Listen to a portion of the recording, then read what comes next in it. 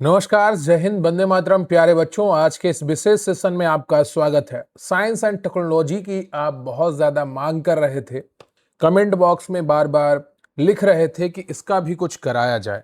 तो आज की ये क्लास इसी टॉपिक पर आधारित है और मैं आपको विज्ञान एवं प्रौद्योगिकी का जो सब्जेक्ट है आपका, इसके एक एक टॉपिक, दो दो टॉपिक की क्लास लेकर आऊँगा अगले 4-6 दिनों में, जिससे आपका ये पूरा कंप्लीट हो जाएगा। आज के इस सेशन में हम बात करेंगे माइक्रोबायोलॉजी की, यानी कि सूक्ष्म जीव विज्ञान की, और आपका बौद्धिक संपदा के जो प्रकार हैं और उनसे संबंधित जो अधिकार हैं, डिजिटल अधिकार हैं, उन सब पर हम चर्चा करने वाले हैं।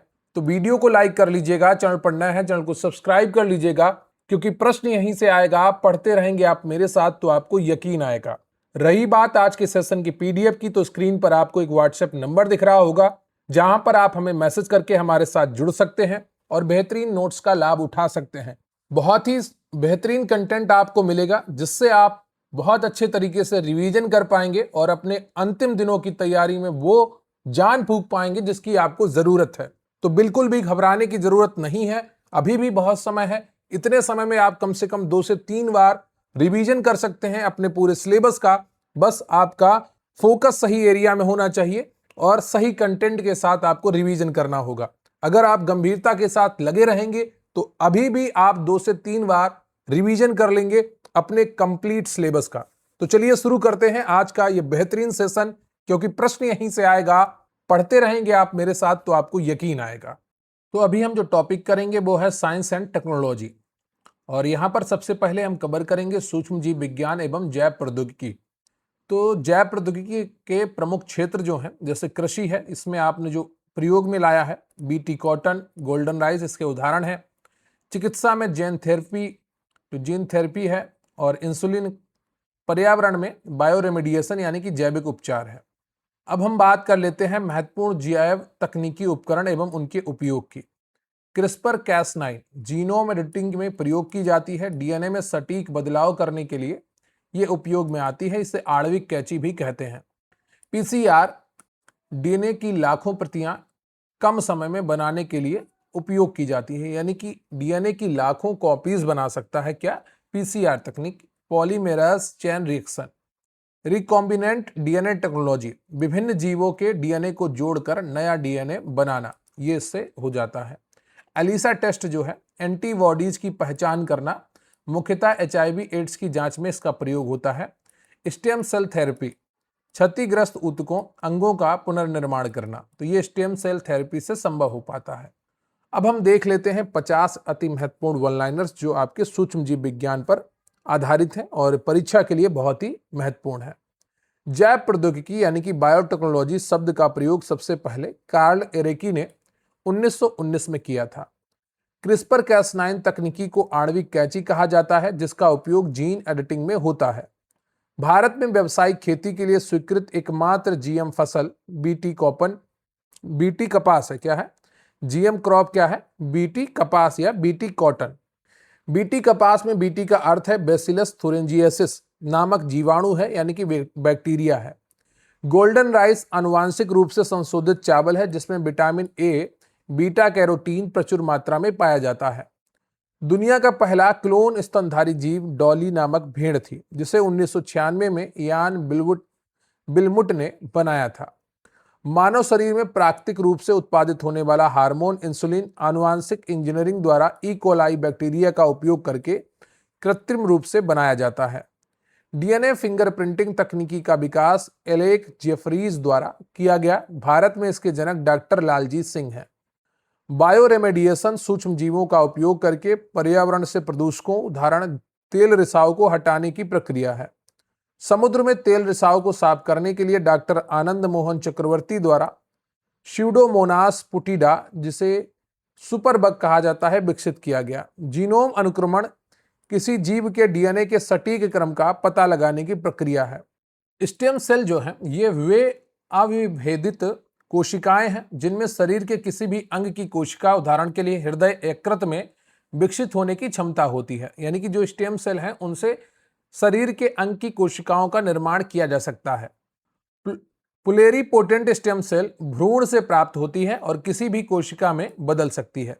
तो जो प्लेरिपोटेंट स्टेम सेल है ये भ्रूण एम्ब्रियो से प्राप्त होती है और किसी भी कोशिका में बदल सकती है। पेनिसिलिन प्रथम एंटीबायोटिक की खोज अलेक्जेंडर फ्लेमिंग ने पेनिसिलियम नोटेटम नामक कवक से की थी। पाश्चुरीकरण एक प्रक्रिया है जिसमें दूध को विशिष्ट तापमान पर गर्म करके उसमें मौजूद हानिकारक सूक्ष्म जीवों को नष्ट किया जाता है। लैक्टोबैसिलस बैक्टीरिया दूध को दही में परिवर्तित करने में सहायक होता है। ईस्ट का उपयोग किण्वन प्रक्रिया द्वारा बेकरी और अल्कोहल शराब उद्योग में होता है। राइजोबियम नामक बैक्टीरिया दलहनी पौधों की जड़ों में पाया जाता है जो नाइट्रोजन स्थिरीकरण करता है। एजोला एक जलीय फर्न है जिसका उपयोग धान के खेतों में जैव उर्वरक के रूप में किया जाता है। माइकोराइजा कवक और पौधों की जड़ों के बीच एक सहजीवी संबंध है जो फास्फोरस अवशोषण में मदद करता है। बायोपायरेसी बहुराष्ट्रीय कंपनियों द्वारा बिना उचित अनुमति या मुआवजे के किसी देश के जैविक संसाधनों का दोहन है। उदाहरण के लिए हल्दी नीम पेटेंट विवाद। प्रोजेक्ट मानव जीनोम 1990 में शुरू हुआ और 2003 में पूरा हुआ, जिसका उद्देश्य मानव डीएनए के सभी जीनों की पहचान करना था।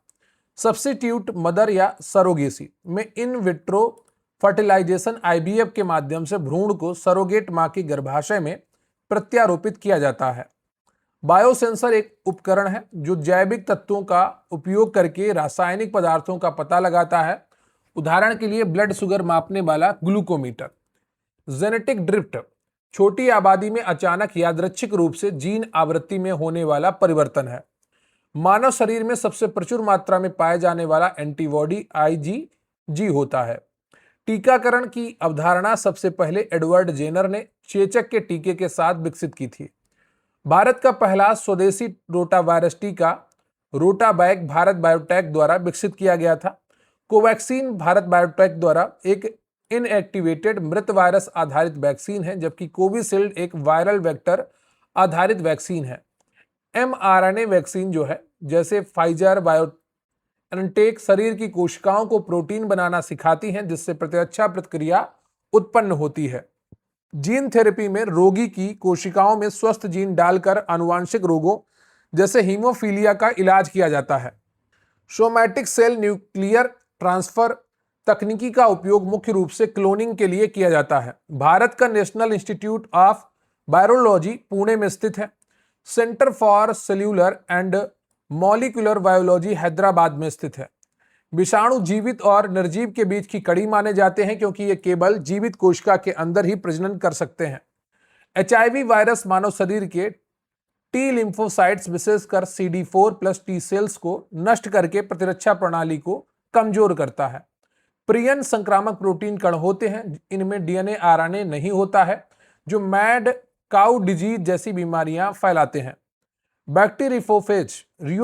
बैक्टीरियोफेज ऐसे वायरस होते हैं जो बैक्टीरिया को संक्रमित करते हैं और उन्हें नष्ट कर देते हैं। गंगा जल के शुद्ध रहने का एक कारण है ये। सूक्ष्म शैवाल का उपयोग तीसरी पीढ़ी के बायोफ्यूल बनाने के लिए किया जा रहा है। बायोफोर्टिफिकेशन फसलों में पोषण गुणवत्ता विटामिन खनिज बढ़ाने की प्रक्रिया है। उदाहरण के लिए आयरन युक्त बाजरा। भारत सरकार द्वारा जैव प्रौद्योगिकी विभाग की स्थापना वर्ष 1986 में की गई थी।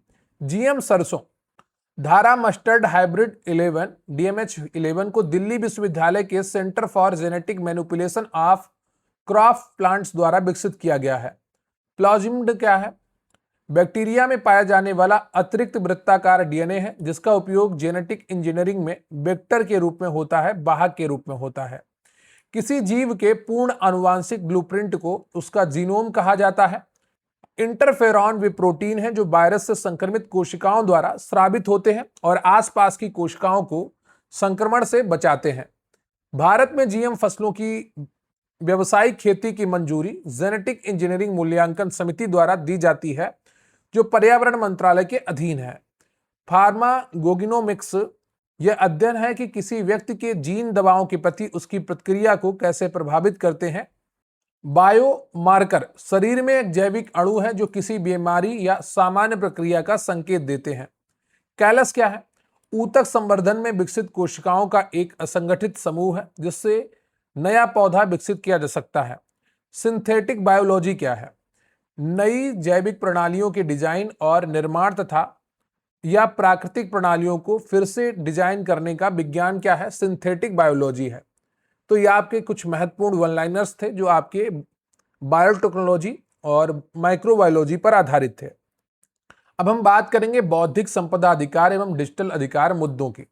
इसमें पेटेंट, ट्रेडमार्क, जीआई टैग और भारत में डिजिटल अधिकारों, डेटा गोपनीयता से संबंधित अति महत्वपूर्ण तथ्यों को कवर करेंगे, जिससे आपका ये टॉपिक बहुत अच्छे तरीके से रिवाइज हो जाएगा। बौद्धिक संपदा के प्रमुख प्रकारों की अगर बात करें तो पेटेंट आविष्कारों के लिए 20 वर्ष के लिए होता है। कॉपीराइट साहित्य, कला और संगीत में जीवन भर रहता है बनाने वाले के, और जीवन के बाद में 60 वर्ष तक रहता है। जीआई टैग की बात करें तो भौगोलिक संकेतक 10 वर्ष तक रहता है नवीकरणीय, और इसे आप नवीकरणीय रूप में कर सकते हैं कि अगले 5 वर्ष, फिर अगले 5 वर्ष तक के लिए बढ़ा सकते हैं। विभिन्न आईपीआर और उनकी वैधता अवधि। पेटेंट क्या है? नए तकनीकी आविष्कार, प्रक्रिया या उत्पाद है, और इनकी वैधता अवधि कितनी है? आवेदन की तिथि से 20 वर्ष। तो ये चीज ध्यान रखिएगा, आवेदन की तिथि से 20 वर्ष है। कॉपीराइट की अगर बात करें तो साहित्यिक, नाटकीय, संगीतमय और कलात्मक कार्य, फिल्मों के लिए लेखक का जीवन काल प्लस 60 वर्ष। ट्रेडमार्क की बात करें तो ब्रांड नाम, लोगो, प्रतीक, शब्द आदि 10 वर्ष के लिए अनंत काल तक नवीकरणीय है। भौगोलिक संकेतक की बात करें तो विशिष्ट भौगोलिक उत्पत्ति वाले उत्पाद, कृषि, हस्तशिल्प 10 वर्ष के लिए नवीकरणीय है। औद्योगिक डिजाइन की बात करें तो उत्पाद का बाहरी स्वरूप 10 वर्ष के लिए, 5 वर्ष तक और भी बढ़ाया जा सकता है। अब बात करते हैं 50 अति महत्वपूर्ण वन लाइनर्स की जो आपके आईपीआर एवं डिजिटल अधिकार से संबंधित हैं। बौद्धिक संपदा यानी कि इंटेलेक्चुअल प्रॉपर्टी मानव मस्तिष्क की रचनाएं हैं, जैसे आविष्कार है, साहित्यिक कार्य है, डिजाइन है और व्यापार में प्रयुक्त नाम है। विश्व बौद्धिक संपदा संगठन WIPO द्वारा संयुक्त राष्ट्र की एक विशेष एजेंसी है जिसका मुख्यालय जिनेवा, स्विट्जरलैंड में है, और ये विश्व में बौद्धिक संपदा से संबंधित अधिकारों की रक्षा करने के लिए बनाया गया संगठन है। तो विश्व बौद्धिक संपदा संगठन WIPO, जिसे वीपो भी कहते हैं, संयुक्त राष्ट्र की एक विशेष एजेंसी है जिसका मुख्यालय जिनेवा, स्विट्जरलैंड में है। विश्व बौद्धिक संपदा दिवस प्रतिवर्ष 26 अप्रैल को मनाया जाता है। आईपीआर से संबंधित trips, trade related aspects of intellectual property rights समझौता विश्व व्यापार संगठन WTO द्वारा संचालित होता है। तो ये चीज अंतर है कि विश्व बौद्धिक संपदा संगठन इसके लिए मुख्य एजेंसी है, लेकिन जो ट्रिप्स है, trade related aspects of intellectual property rights समझौता, किसके द्वारा संचालित होता है? विश्व व्यापार संगठन के द्वारा। भारत में पेटेंट प्रणाली पेटेंट अधिनियम 1970 द्वारा शासित होती है। इसे 2005 में ट्रिप्स के अनुरूप में संशोधित भी किया गया था। भारत में पेटेंट का कार्यकाल पेटेंट आवेदन दाखिल करने की तिथि से 20 वर्ष होता है। एवरग्रीनिंग ऑफ पेटेंट, जब दवा कंपनियां मामूली बदलाव करके अपने पेटेंट की अवधि बढ़ाने की कोशिश करती हैं तो भारत की जो कानून है उसकी धारा 3D इसे रोकती है। तो जो पेटेंट अधिनियम की धारा 3D है उसे रोकती है। तो दवा कंपनियां क्या करती हैं, जैसे कोई पेटेंट है किसी दवा का, उसमें मामूली सा बदलाव कर देंगे। जैसे क्या था, डोलो पैरासीटामोल 500 mg बहुत अच्छी काम कर रही थी, लेकिन सरकार ने नियम बना रखा था कि पैरासीटामोल 500 mg इस रुपए से ज्यादा नहीं बेची जा सकती है। ठीक है, इतने में ही बेची जा सकती है। आपको नॉर्मल जो 10 गोली का पत्ता होता है पैरासीटामोल का, वो 10 से 12 रुपए में आपको मिल जाता है मार्केट में। लेकिन अब उस पे मुनाफा कैसे कमाया जाए, तो 650 mg की दवा लाई गई डोलो। तो क्या हुआ, उसको जितने चाहे उतने रेट में बेच सकते हैं, क्योंकि सरकार ने तो 500 mg तक ही रोक लगा रखी है। तो ये क्या है, ये मुनाफा कमाने के लिए कंपनियां थोड़ा बदलाव करती हैं और पेटेंट में भी ये एवरग्रीनिंग करने का प्रयास करती हैं, लेकिन भारत में ये धारा 3D इसे रोकती है। अनिवार्य लाइसेंसिंग के तहत सरकार सार्वजनिक स्वास्थ्य आपातकाल में किसी कंपनी को पेटेंट धारक की सहमति के बिना सस्ती जेनेरिक दवा बनाने की अनुमति दे सकती है। तो ये किसी और कंपनी को ये दे देगी सरकार चाहे तो, कि ये कंपनी ये दवा बहुत इंपॉर्टेंट है और तो सार्वजनिक स्वास्थ्य के लिए महत्वपूर्ण है, तो ये पेटेंट तो इस कंपनी का है, लेकिन आप इसकी दवा बनाइए। भारत में कॉपीराइट कानून, कॉपीराइट अधिनियम 1957 द्वारा शासित है। कंप्यूटर सॉफ्टवेयर और कंप्यूटर प्रोग्राम को भारत में कॉपीराइट के रूप में संरक्षित किया जाता है, पेटेंट के रूप में नहीं, जब तक कि वह हार्डवेयर के साथ न जुड़ा हो। ट्रेडमार्क किसी वस्तु या सेवा को दूसरे से अलग करने वाला चिन्ह या लोगो है। ये 10 वर्षों के लिए वैध होता है। भारत में जीआई टैग माल का भौगोलिक उपदर्शन, रजिस्ट्रीकरण और संरक्षण अधिनियम 1999 के तहत दिया जाता है और ये 2003 में लागू हुआ है। भारत का पहला जीआई टैग 2004-05 में दार्जिलिंग चाय को दिया गया था। जीआई टैग की नोडल एजेंसी भौगोलिक संकेतक रजिस्ट्री का मुख्यालय चेन्नई, तमिलनाडु में स्थित है। उत्तर प्रदेश के प्रमुख जीआई टैग में बनारसी साड़ी है, बदोई कालीन है, लखनऊ की चिकनकारी है, गोरखपुर का टेराकोटा है, काला नमक चावल सिद्धार्थनगर का है, बहुत ज्यादा परीक्षाओं में पूछा जाने वाला है, प्रयागराज का अमरूद है। हाल ही में यूपी के हाथरस की हींग और अमरोहा की ढोलक को भी जीआई टैग प्राप्त हुआ है। व्यापार रहस्य वह गोपनीय जानकारी है। ट्रेड सीक्रेट्स वह गोपनीय जानकारी है जो किसी व्यवसाय को प्रतिस्पर्धात्मक लाभ देती है। उदाहरण करने के लिए आप समझ सकते हैं, उदाहरण के लिए कोका कोला का फार्मूला। भारत में इसके लिए कोई विशेष कानून नहीं है, अनुबंध कानून से यह शासित होता है। डिजिटल अधिकार क्या है? मानवाधिकारों का विस्तार है जो व्यक्तियों को डिजिटल मीडिया तक पहुंचने, उपयोग करने और डिजिटल नेटवर्क पर निजता का अधिकार देते हैं। निजता का अधिकार, राइट टू प्राइवेसी क्या है? 2017 में सुप्रीम कोर्ट के जस्टिस के.एस. पुट्टास्वामी फैसले ने इसे संविधान के अनुच्छेद 21 के तहत मौलिक अधिकार घोषित किया है। भारत में साइबर अपराधों और डिजिटल अधिकारों को मुख्य रूप से सूचना प्रौद्योगिकी अधिनियम 2000 के तहत विनियमित किया जाता है। आईटी अधिनियम की धारा 66A, जिसे सुप्रीम कोर्ट ने श्रेया सिंघल बनाम भारत संघ 2015 मामले में असंवैधानिक घोषित कर रद्द कर दिया था, आपत्तिजनक ऑनलाइन संदेश भेजने से संबंधित थी। भूल जाने का अधिकार, राइट टू बी फॉरगॉटन, का अर्थ है कि किसी व्यक्ति को इंटरनेट सर्च इंजन से अपनी पुरानी अप्रासंगिक व्यक्तिगत जानकारी को हटाने का अधिकार है। यूरोपियन यूनियन का GDPR, general data protection regulation, दुनिया का सबसे सख्त डेटा गोपनीयता और सुरक्षा कानून माना जाता है। भारत में व्यक्तिगत डेटा की सुरक्षा के लिए संसद ने हाल ही में डिजिटल व्यक्तिगत डेटा संरक्षण अधिनियम 2023 पारित किया है। डीपीडीपी अधिनियम 2023 के तहत डेटा का नियंत्रण करने वाली संस्था को डेटा फिड्यूसरी और जिसकी जानकारी है उसे डेटा प्रिंसिपल कहा जाता है। डेटा स्थानीयकरण क्या है? डेटा लोकलाइजेशन का अर्थ है किसी देश के नागरिकों का डेटा उसी देश की भौगोलिक सीमाओं के भीतर सर्वर पर संग्रहित किया जाना चाहिए। एंड टू एंड इंक्रिप्शन क्या है? संचार का एक सुरक्षित तरीका है जिसमें प्रेषक और प्राप्तकर्ता के अलावा कोई तीसरा पक्ष, यहां तक कि सेवा प्रदाता भी संदेश को पढ़ नहीं सकता है। डिजिटल सिग्नेचर क्या है? इलेक्ट्रॉनिक दस्तावेजों की प्रामाणिकता और अखंडता को सत्यापित करने के उपयोग की जाने वाली एक गणितीय तकनीकी है। ये आईटी अधिनियम 2000 के तहत कानूनी रूप से मान्य है। डार्क वेब क्या है? इंटरनेट का वह हिस्सा है जिसे पारंपरिक सर्च इंजन जैसे गूगल द्वारा अनुक्रमित नहीं किया जाता है और इसके लिए विशेष ब्राउजर टॉर की आवश्यकता होती है। नेट न्यूट्रलिटी, यह सिद्धांत है कि इंटरनेट सेवा प्रदाताओं को इंटरनेट पर सभी डेटा के साथ समान व्यवहार करना चाहिए, बिना किसी भेदभाव या अलग अलग शुल्क के। तो बीच में क्या हुआ था, कंपनियों ने फेसबुक के लिए अलग से डेटा पैक लॉन्च कर दिया था, जिसे सरकार ने बैन करवा दिया कि आप सिर्फ एक कंपनी के लिए इंटरनेट शुरू नहीं कर सकते हैं, सभी के साथ आपको समान व्यवहार करना होगा। तो ये नेट न्यूट्रलिटी है, ठीक है।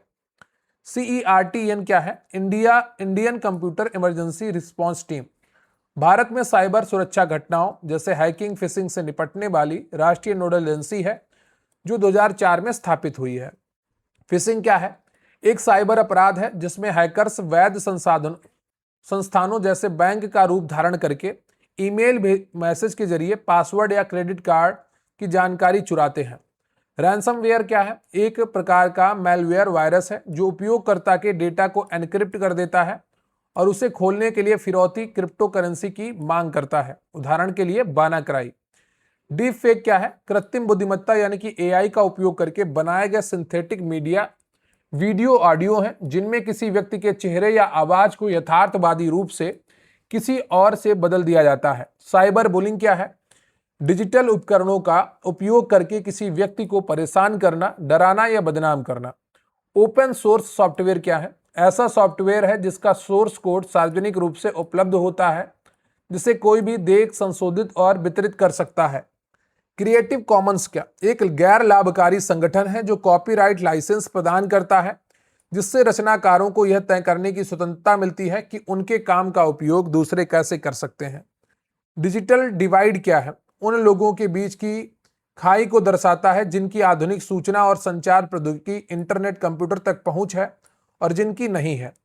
भारतीय पेटेंट कार्यालय का मुख्यालय कोलकाता में है और इसके कार्यालय मुंबई, चेन्नई, नई दिल्ली में भी है। सॉफ्टवेयर पायरेसी का अर्थ है कॉपीराइट वाले सॉफ्टवेयर की अनधिकृत प्रतिलिपि बनाना, वितरण या उपयोग करना। जीआई टैग केवल उत्पादों, कृषि, प्राकृतिक या निर्मित को दिया जाता है, सेवाओं को नहीं। इंटेलेक्चुअल प्रॉपर्टी अपीलेट बोर्ड को भारत सरकार द्वारा 2021 में भंग कर दिया गया। अब इसके मामले उच्च न्यायालय देखते हैं। बायोमेट्रिक डेटा जैसे फिंगरप्रिंट, आइरिस स्कैन को डीपीडीपी एक्ट के तहत संवेदनशील व्यक्तिगत डेटा माना जाता है। पेगासस इजराइल की एनएसओ द्वारा विकसित एक स्पाईवेयर सॉफ्टवेयर है जिसका उपयोग स्मार्टफोन की जासूसी करने के लिए किया जाता है। आईटी नियमों के तहत भारत में 50 लाख से अधिक उपयोगकर्ताओं वाले सोशल मीडिया प्लेटफॉर्म को महत्वपूर्ण सोशल मीडिया मध्यस्थ माना जाता है और उन्हें एक शिकायत अधिकारी नियुक्त करना अनिवार्य है। ब्लॉकचेन एक विकेंद्रीकृत वितरित खाता बही तकनीकी है जो बिटकॉइन और अन्य क्रिप्टो करेंसी का आधार है और डिजिटल रिकॉर्ड को सुरक्षित रखती है। स्मार्ट कॉन्ट्रैक्ट ब्लॉकचेन पर चलने वाले कंप्यूटर प्रोग्राम है जो किसी समझौते की शर्तों को स्वतः निष्पादित करते हैं। सैंडबॉक्स एक सुरक्षित पृथक वातावरण है जहां नई डिजिटल तकनीकों या ऐप्स का परीक्षण मुख्य प्रणाली को प्रभावित किए बिना किया जाता है। पेटेंट सहयोग संधि के तहत एक ही अंतर्राष्ट्रीय आवेदन दाखिल करके कई देशों में एक साथ पेटेंट सुरक्षा प्राप्त करने की प्रक्रिया आसान हो जाती है। मार्केज संधि, जिसका भारत पहला हस्ताक्षर करता है, का उद्देश्य दृष्टिबाधित व्यक्तियों के लिए प्रकाशित कार्यों, पुस्तकों आदि की पहुंच आसान बनाना और ये कॉपीराइट का अपवाद है। तो ये आपके 100 वन लाइनर पूरे होते हैं बौद्धिक संपदा अधिकारों के। अब हम बढ़ेंगे अपने नेक्स्ट सेक्शन की तरफ जिसमें हम 25 एमसीक्यूज देखेंगे जो विभिन्न परीक्षाओं में पूछे गए हैं और इंपॉर्टेंट है। तो प्रश्न है आपका कि क्रिस्पर कैस9 तकनीकी का मुख्य रूप किस क्षेत्र में उपयोग किया जाता है? तो मुख्य रूप से इसे ऑप्शन बी आपका सही है, जीनोम एडिटिंग, डीएनए में सटीक बदलाव के लिए प्रयोग किया जाता है। इसके लिए इमैनुअल चार्पेंटियर और जेनिफर डोडेना को रसायन विज्ञान का नोबेल पुरस्कार मिल चुका है। अगला प्रश्न है आपका कि भारत में पेटेंट की वैधता अवधि कितनी होती है? तो भारत में पेटेंट की वैधता अवधि 20 वर्ष होती है। भारत में पेटेंट अधिनियम 1970 के तहत पेटेंट की वैधता आवेदन की तिथि से 20 वर्ष होती है। इसके विपरीत जीआई टैग और ट्रेडमार्क 10 वर्ष के लिए होते हैं जिन्हें नवीनीकृत किया जा सकता है। अगला प्रश्न है आपका कि निम्नलिखित में से कौन सा जैव उर्वरक के रूप में धान के खेतों में उपयोग किया जाता है? तो सही उत्तर है आपका यहाँ पर ऑप्शन बी, एजोला। एजोला एक जलीय फर्न है जो नीले हरे शैवाल एनाबीना के साथ सहजीवी संबंध बनाता है। यह नाइट्रोजन स्थिरीकरण करता है जिससे धान की फसल की उपज बढ़ती है। अगला प्रश्न है आपका कि गोल्डन राइस को आनुवांशिक रूप से किस विटामिन की कमी को दूर करने के लिए विकसित किया गया है? तो सही उत्तर है आपका option C, vitamin A. Golden rice में बीटा कैरोटीन प्रचुर मात्रा में होता है जो मानव शरीर में विटामिन ए में बदल जाता है। यह विकासशील देशों में रतौंधी जैसी समस्याओं को रोकने के लिए विकसित किया गया है। अगला प्रश्न है आपका कि सूचना प्रौद्योगिकी आईटी अधिनियम 2000 की धारा 66A जिसे सुप्रीम कोर्ट ने निरस्त कर दिया किससे संबंधित थी? तो यहां पर सही ऑप्शन है ऑप्शन सी, कंप्यूटर संसाधन के माध्यम से आक्रामक आपत्तिजनक संदेश भेजना। श्रेया सिंगल मामले 2015 में सुप्रीम कोर्ट ने धारा 66A को अभिव्यक्ति की स्वतंत्रता का उल्लंघन मानते हुए असंवैधानिक घोषित कर दिया था। अगला प्रश्न है आपका कि भारत का पहला भौगोलिक संकेतक जीआई टैग किसे दिया गया था? तो यह दिया गया था दार्जिलिंग चाय को। भारत में जीआई टैग अधिनियम 1999 के तहत 2004-05 में दार्जिलिंग चाय पश्चिम बंगाल को पहला जीआई टैग मिला। जीआई टैग 10 वर्षों के लिए वैध होता है। अगला प्रश्न है आपका कि सुपर बग के रूप में जाने जाने वाला स्यूडोमोनास पुटिडा का उपयोग किस लिए किया जाता है?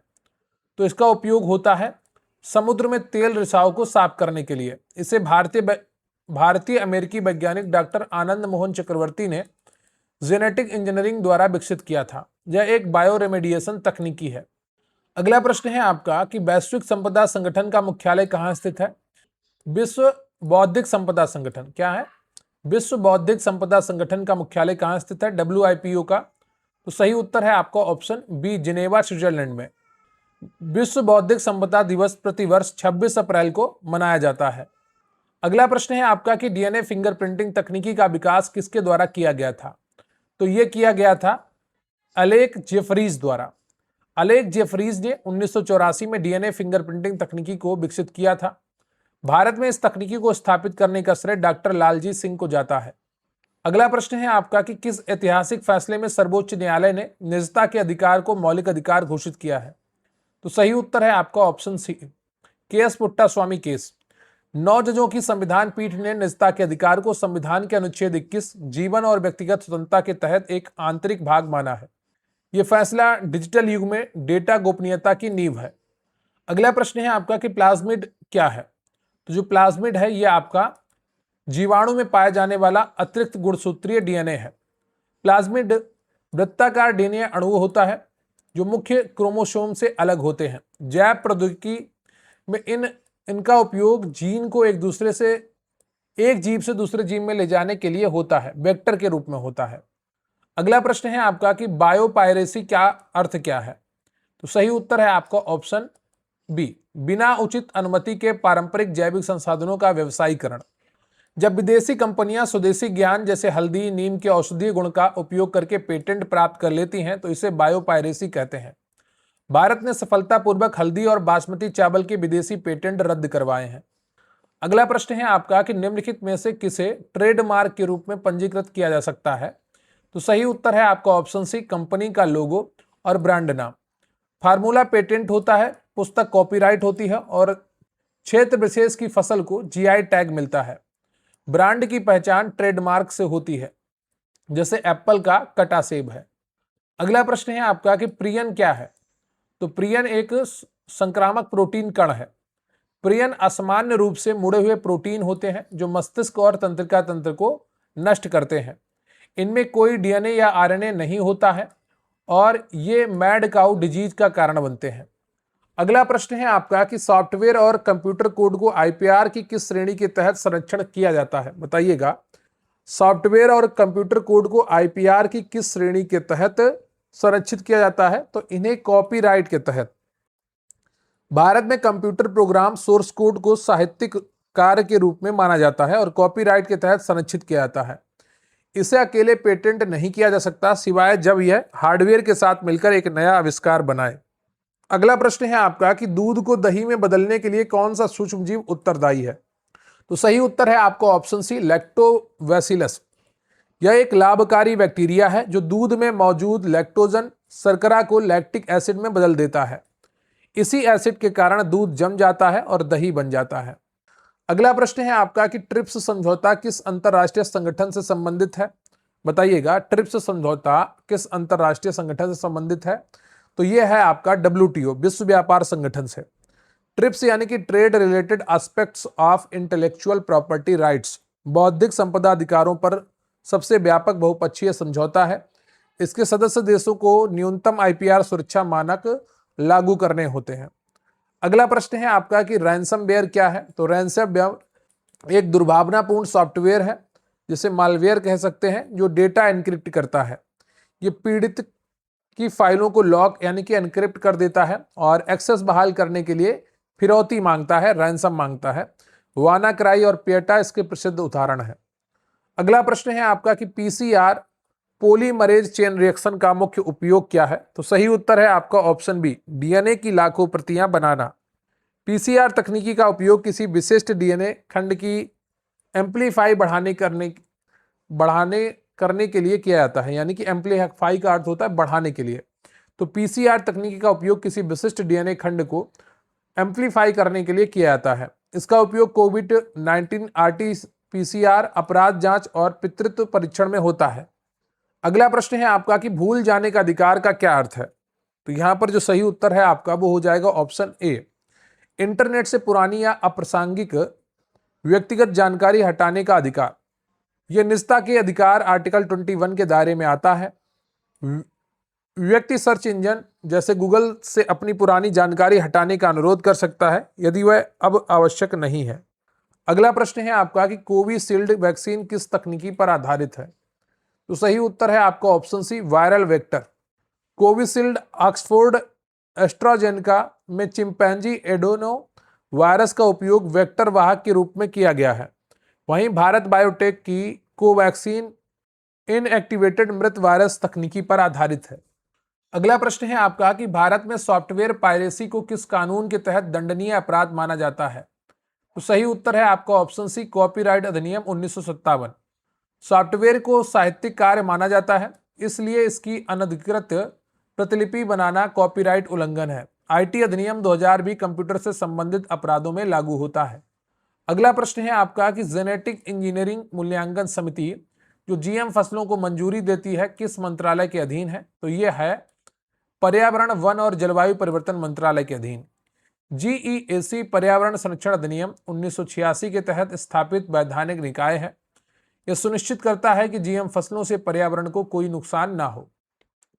अगला प्रश्न है आपका कि एंड टू एंड एन्क्रिप्शन का मुख्य उद्देश्य क्या है? तो सही उत्तर है आपका ऑप्शन बी, संचार को सुरक्षित रखना ताकि कोई तीसरा पक्ष संदेश न पढ़ सके। व्हाट्सएप और सिग्नल जैसे ऐप्स इस तकनीकी का उपयोग करते हैं जिससे डेटा प्रेषक के डिवाइस पर एनक्रिप्ट होता है और केवल प्राप्तकर्ता के डिवाइस पर डिक्रिप्ट होता है। अगला प्रश्न है आपका कि स्टेम सेल की सबसे बड़ी विशेषता क्या है? तो सही उत्तर है आपका ऑप्शन बी, वे शरीर की किसी भी अन्य प्रकार की कोशिका, हृदय, यकृत आदि में विकसित हो सकते हैं। स्टेम सेल अविभेदित कोशिकाएं होती हैं। इनका उपयोग ल्यूकेमिया, ब्लड कैंसर और क्षतिग्रस्त अंगों के इलाज, रीजेनरेटिव मेडिसिन में किया जाता है। तो आज का ये सेशन आपका कंप्लीट होता है। वीडियो को लाइक कर लीजिएगा, चैनल पर नया है चैनल को सब्सक्राइब कर लीजिएगा और कमेंट करके बताइएगा कि आज का सेशन आपको कैसा लगा और अपने दोस्तों के साथ भी शेयर करिएगा।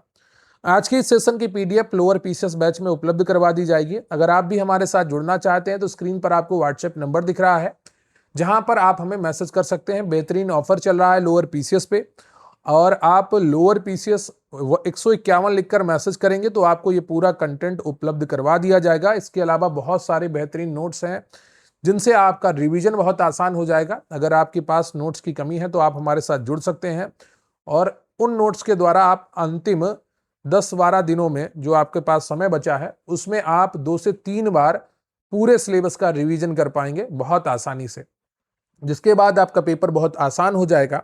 और आखिरी प्रयास आपको करना चाहिए, पूरा दम लगाना चाहिए ताकि सफलता आपकी कदम चूम सके और आप खुद की नज़रों में भी खड़े हो सकें कि आपने अंतिम प्रयास किया था, पूरी मेहनत की थी। तो कायर नहीं बनना है, मैदान छोड़कर नहीं भागना है, हिम्मत लगाकर लड़ना है और डटकर मुकाबला करना है पेपर का। तो ये आपका पेपर है, एक पेपर से आप अधिकारी बन सकते हैं। तो ये मन में दृढ़ निश्चय बनाकर रखिए कि अंतिम जो समय बचा है वो सिर्फ मैं पढ़ाई को दूंगा। तो ये दृढ़ निश्चय अगर आपके मन में होगा तो निश्चित रूप से सफलता आपके कदम चूमेगी। तो आज के लिए बस इतना ही। तैयारी करते रहिए, धीरे धीरे कंटेंट और आपको मिलता रहेगा जिससे आपकी तैयारी आसान हो जाएगी। अगर आप लोग कहेंगे तो करंट अफेयर्स का 1-2 बार और रिवीजन करवा दिया जाएगा अगले 10-12 दिनों में, जिससे करंट अफेयर्स जो आपके सिलेबस का महत्वपूर्ण हिस्सा है वो भी बिल्कुल सही हो जाएगा। तो आज के लिए बस इतना ही। मिलते हैं नेक्स्ट सेशन में, तब तक के लिए जय हिंद, जय भारत।